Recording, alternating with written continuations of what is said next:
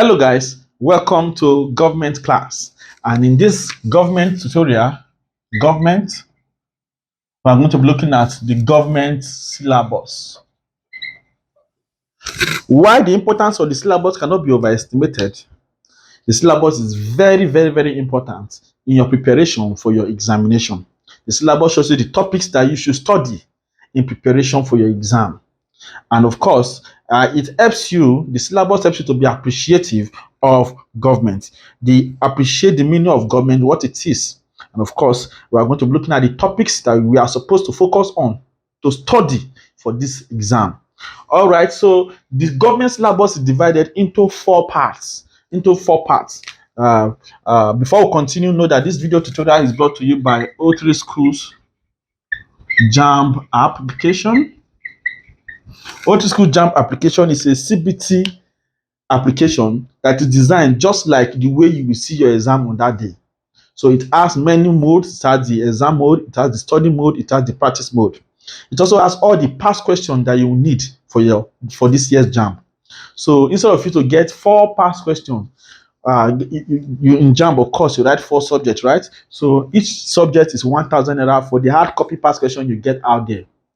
But I don't know, maybe by now it might even increase because the cost of things are going up, right? So now, but for the O3 School JAMB app, it has all the subjects, both art and science, in one app. All the past questions under them in one app, and you are told to only buy it, to activate it for 2,500 naira only. So activating it will give you access to even join our CBT challenge and win prizes every Saturday in preparation for your exam. So a whole lot of features in the app for you to explore. A question search feature where you can search for questions under each topic that you have studied.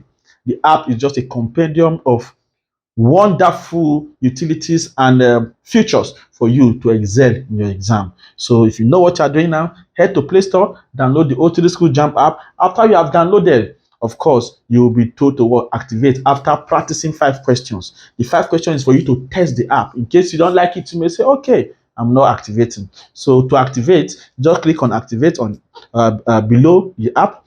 Go to buy activation key at the top. You'll see 3 options for payment. There's the Google Pay. You can use Google to pay, through Google platform to pay. You can pay using your debit card.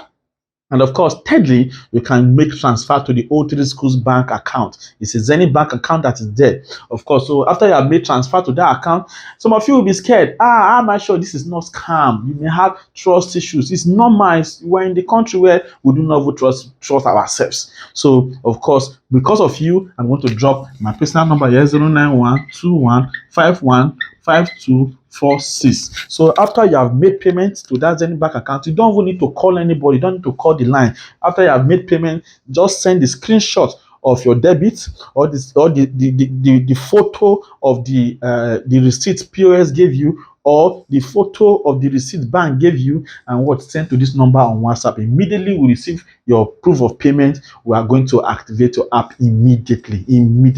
It is guaranteed that you are going to get your app activated and you are going to enjoy the features and utilities in that app. So I haven't said much about the O3 School JAMB app and of course about why it is important in preparation for your examination. We are going to dive right into the syllabus for government. All right, so like I've told you, the syllabus of government is divided into 4. So we are going to look at part one, right?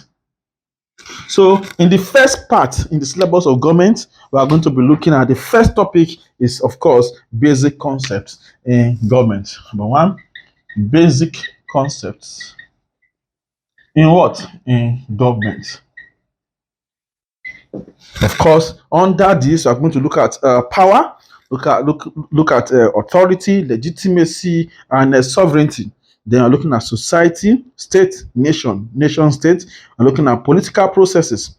Okay, look at political socialization, look at political participation, and political culture. All right, so number 2, we're going to look at the second topic considered is what? Forms of government. All right, and under forms of government, you're looking at monarchy, you're looking at aristocracy, oligarchy, autocracy, republicanism, you're looking at democracy definitions, looking at the features, the merits, and the demerits of democracy. And of course, number 3, looking at the arms of government. arms of government. Under the arms of government, looking at the legislature, looking at the type, the structure, the functions and powers of legislature, looking at the executive, look at the types, the functions and the powers. Then number C, we have the judiciary, we have the function, the powers and components, and then D, the relationship between these forms of or arms of government rather. Then number 4, look at structure of governance. Number 4, look at structures of governance. Structure of governance, and of course under this look at the unitary system, look at the federal system, look at the confederal structure of governance, and of course number 5, look at the systems. Now, systems of governance. Systems of governance. So number 5, the systems of governance. Number 4, the structures of what? Of governance. So of course under the systems of governance, look at the presidential system, look at the parliamentary system, and the what? And the monarchical system. So number 6, look at political ideologies. Number 6, political ideologies. And under political ideologies, look at communalism, look at federalism, look at capitalism, look at socialism, look at communism, look at totalitarianism, look at fascism, and what? Nazism. Of course, number 7, we have constitution. Number 7, constitution. Then, of course, under constitution, we are looking at the meaning, the sources, the functions, types, written, unwritten, rigid, and flexible constitution. Then number 8, we look at the principles of democratic government. Number 8, principles of democratic government. So number 8, we look at the principles of democratic government, and under that, we're looking at the ethics and accountability in public office, separation of power, checks and balances, of course, look at individual and collective responsibility, look at constitutionalism, rule of law, representative government. Then number 9, we look at processes of legislation. Processes of legislation. Processes of legislation, and then look at the under it, look at legislative enactments, that is acts, edicts, bylaws, delegated legislation, and decrees. Then number 10, we have citizenship. Number 10, we have citizenship.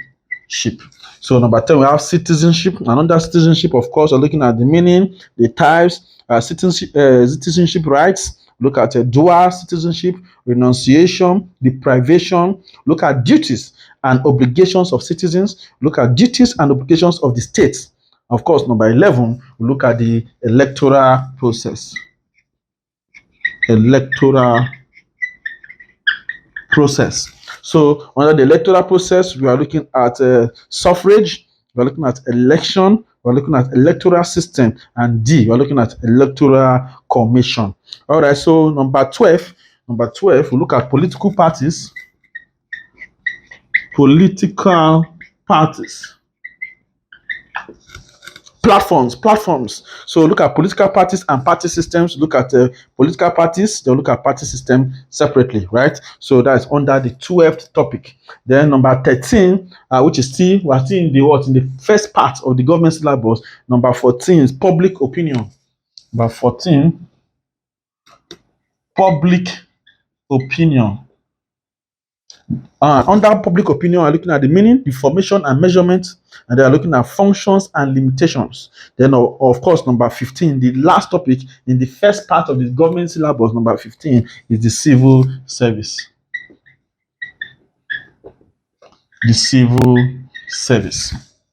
And of course, under the civil service, we're looking at definitions, characteristics of the civil service, functions, structure, control, and their problems. All right, so this is the first part of the government syllabus: basic concepts in government, forms of government, arms of government, structure of government, systems of government, political ideologies, constitution, principles of democratic government, process of legislation, citizenship, electoral processes, political parties, and of course, public opinion and the civil service. Now, to the second part of the government syllabus, which is now part 2. Part 2. So this part is a political development in Nigeria. All right. So we're going to look at the first topic here is the pre-colonial era, pre-colonial politics. So this is the first topic under part 2, pre-colonial politics. And of course, under this, you're looking at the pre-jihad, the Hausa, Emirate, Tiv, Igbo, the Yoruba. Of course, and then the second part is what their structural organizations and then the functions of their various political institutions. So number 2, we have imperialistic penetration. Number 2, imperialistic penetration. And under the imperialistic penetration, we're looking at the British process of acquisition, the British colonial administrative policy, and then the French colonial administrative policy, then the impact of British colonial rule, economic, political, social, cultural. Also, we are looking at the last part, comparison of British and the French colonial administration. So we'll compare the two administrations. So number 3, the top topic under the part 2 is process of decolonization.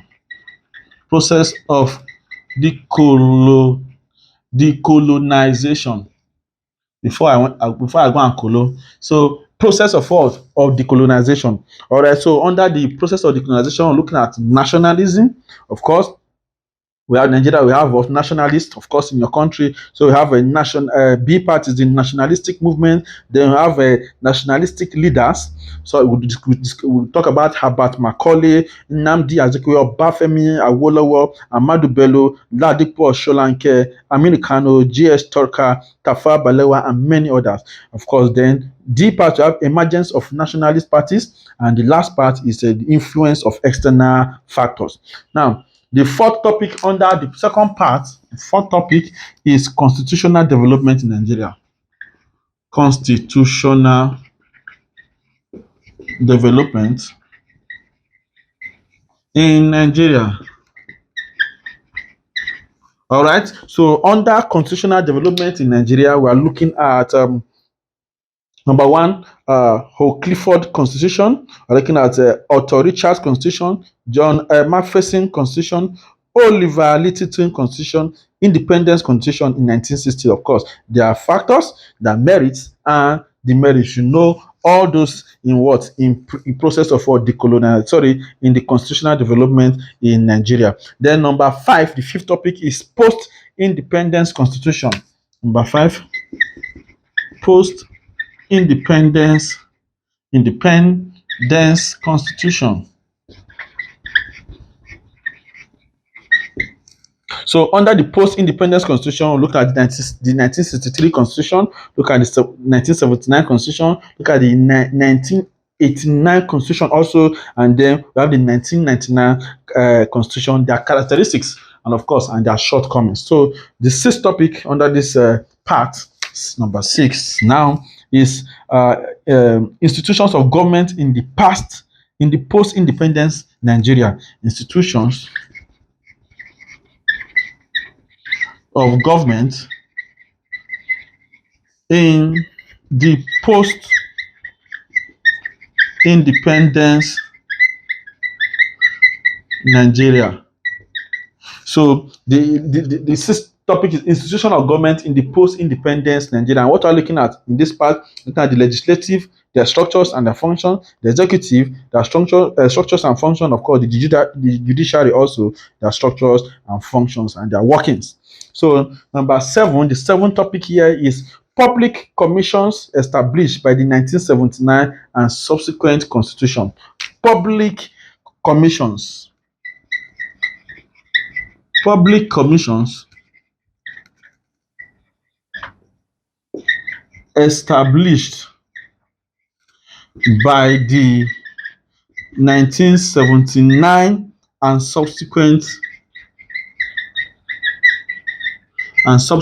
constitutions. All right. So under this, look at the Civil Service Commission. Of course, we look at the Public Complaints Commission, look at the Electoral Commissions, we look at the National Boundary Commission and others. Of course, their objectives. These commissions also have functions and they have their problems. So I'm going to consider them under the second part of what this discussion in the government syllabus. So still on the second part, so I'm going to take this first part off. Since on the second part,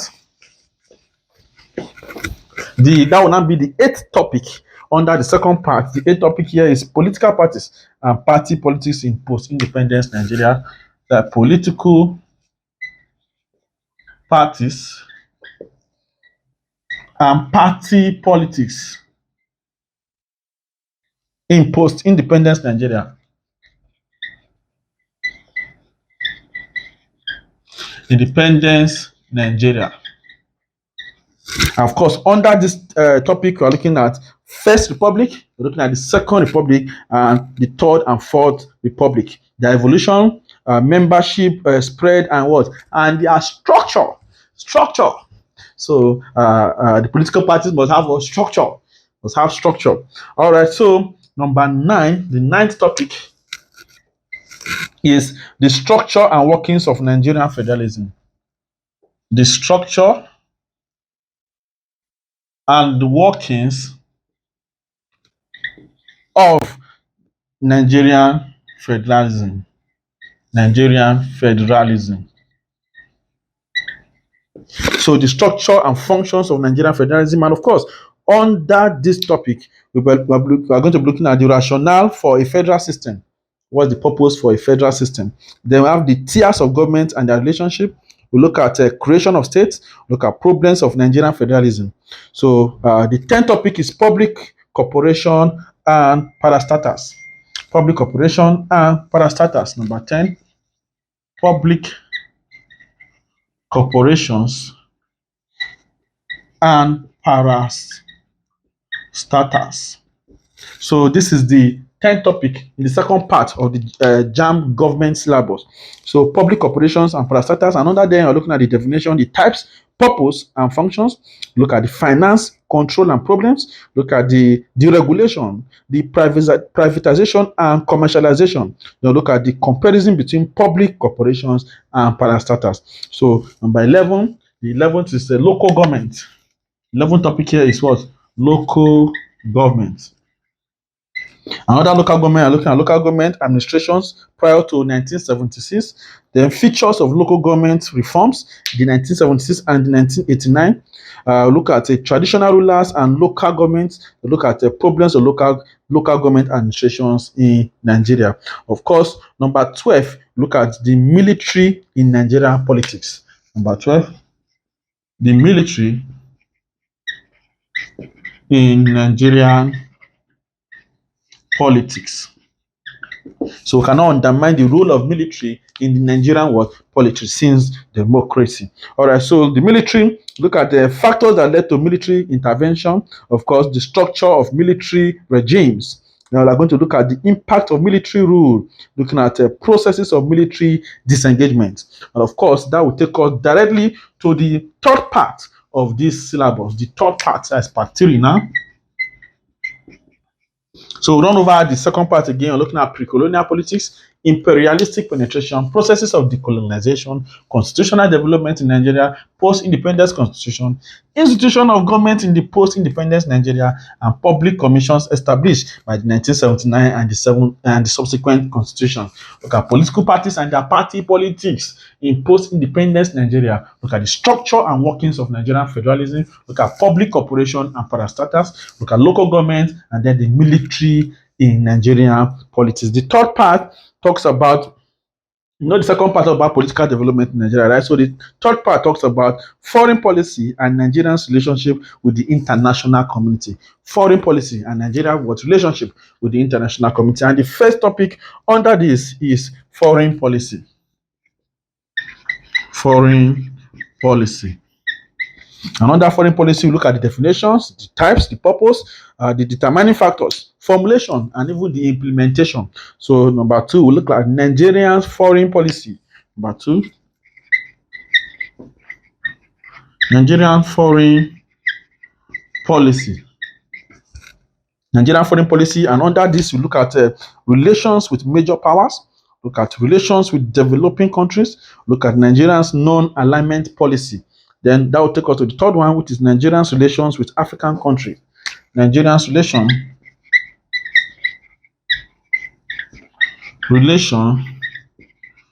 with African countries.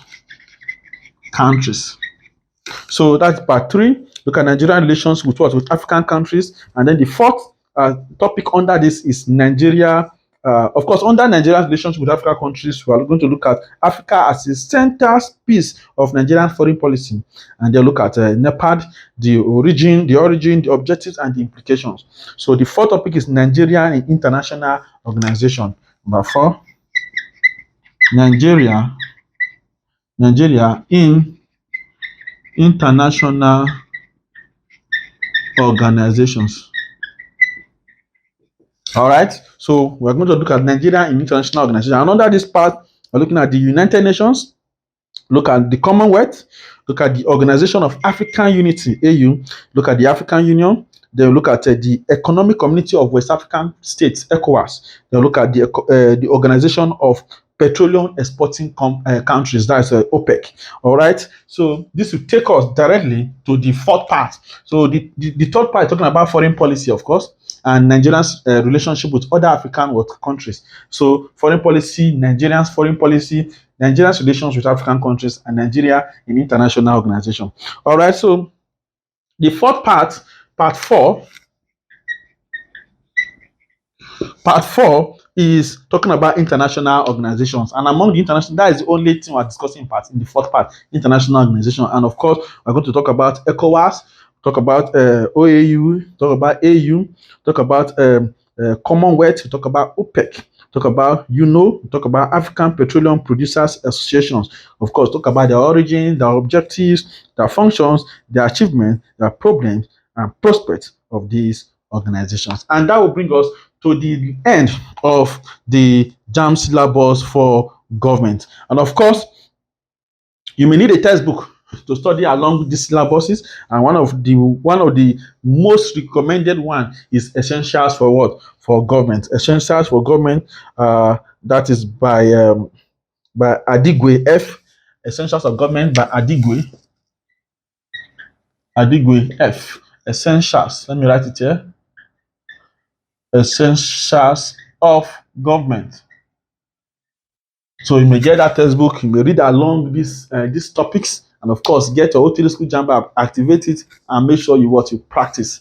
Set time for yourself. Keep practicing. The more you practice, the more you get used to questions, the more you get used to way JAMB set question, and of course, the more you smile on the day you check your results. So this brings us to the end of this topic. See you in the next class.